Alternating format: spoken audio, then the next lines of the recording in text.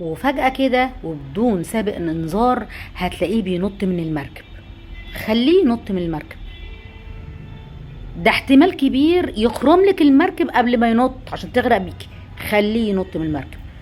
ممكن تكوني ماشيه كمان في الطريق معاه وماسك ايدك عشان يعرفك الطريق ويوريكي تمشي ازاي، وفجأة ومن غير سابق انذار وانتي اصلا في نص الطريق هتلاقيه ساب ايديكي وطلع يجري. ممكن رجع مشى لقدام، طلع يجري لغايه مش هتشوفي شكله وهو عامل ازاي، هو راح فين مش عارفه. خليه يسيب ايديكي. ممكن كمان يكون واقف جنبك وساندك وفي وراكوا حيطه، بس هو ساند اكتر من الحيطه. فجاه كده تلاقيه اتحرك شويه وساب الحيطه تميل عليكي، احتمال كبير يهدها عليكي. خليه يهدها عليكي. اوعي تفكري لثانيه ان الشخص اللي نط من المركب وسابك في وسط الطريق وهد الحيطه عليكي هو مش مرتب ده. لا، ده هو مرتب ده ودارس ده، وعشان هو ده مرتبه ودارسه فربنا هيخليه لما ينط يغرق. لما يطلع يجري هتلاقيه يقع في حفرة. لما يحاول يهد الحيط عليكي، لا ده والله ده بيهد طريقه هو، لان انت ربنا معاكي والله العظيم.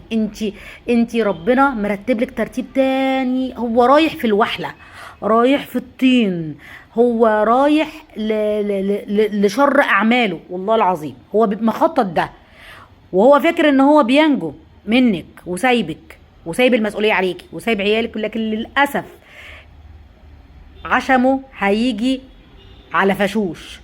اه والله ترتيباته وخططه هتضيع في شنك. ويمكرون ويمكر الله والله خير الماكرين. هو فاكر ان هو مفيش حد هيشيلك الا هو ويسندك الا هو. لا والله العظيم، الله سندك، الله معينك، الله حسبك، الله نصيرك. انت معاكي العدل الحق.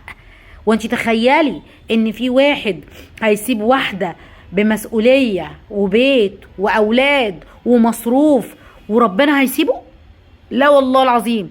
هو زي ما تخلى عنك انت كمان خليه يعمل اللي هو عايز يعمله، لان ربنا عمره ما هيتخلى عنك.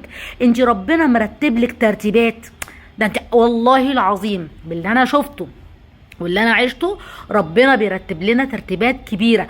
احنا متخيلين ان هم لما بيتخلوا عننا ان حياتنا هتقف. والله ما حياتك هتقف، والله ما هو الا ترتيب جميل من الله ان الشخص الغير مناسب يتخلى عشان ربنا يسندك.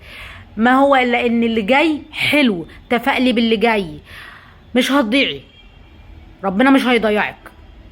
انتي في معية الله. فاهمه يعني ايه في معيه الله؟